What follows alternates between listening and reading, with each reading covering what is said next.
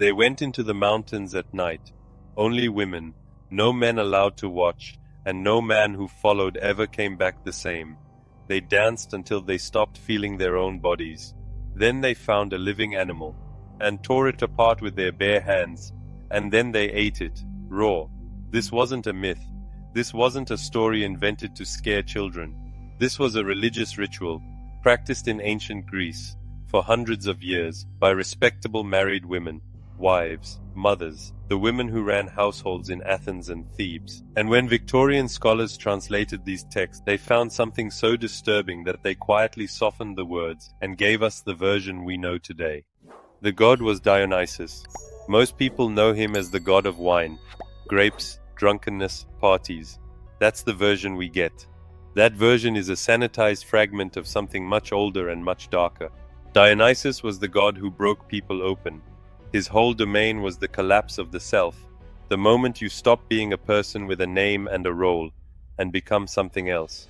His followers were called the Maenads. The name doesn't mean wine drinkers. It means the raving ones. For a few days each year, these women left the city. They abandoned their homes, their husbands, their children. They went up into the mountains, wore animal skins, and entered a state the Greeks called ecstasis, standing outside yourself. Two things happened up there. The ancient sources are direct about both. The first was sparagmos, the tearing. A living animal, usually a goat or a young deer, was ripped apart by hand. The second was omophagia, the eating of raw flesh. Because in that moment the animal was not an animal, it was the god. And by consuming it, they took the god into their bodies.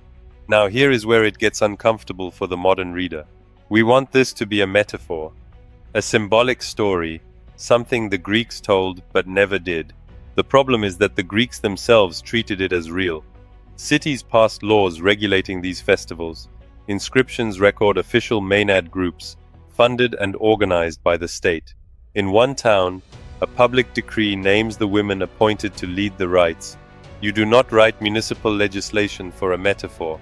And there's Euripides, whose play the Bacchae ends with a queen returning from the mountain, holding her own son's severed head, believing she has killed a lion. She only realizes what she is carrying when the trance breaks.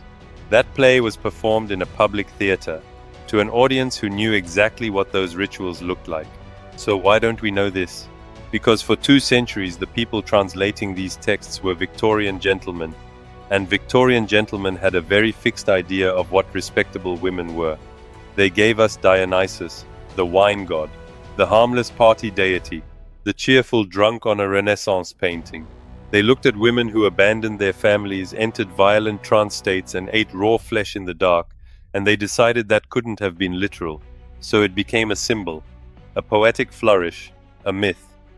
The Greeks understood something we've spent 2,000 years trying to bury, that the self is not solid, that there is a version of a human being underneath the polite one, and that with enough darkness, enough rhythm, and enough permission, it comes out.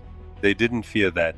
They built a god around it, and once a year they let their wives and mothers go up the mountain to meet him. We didn't outgrow the Maenads.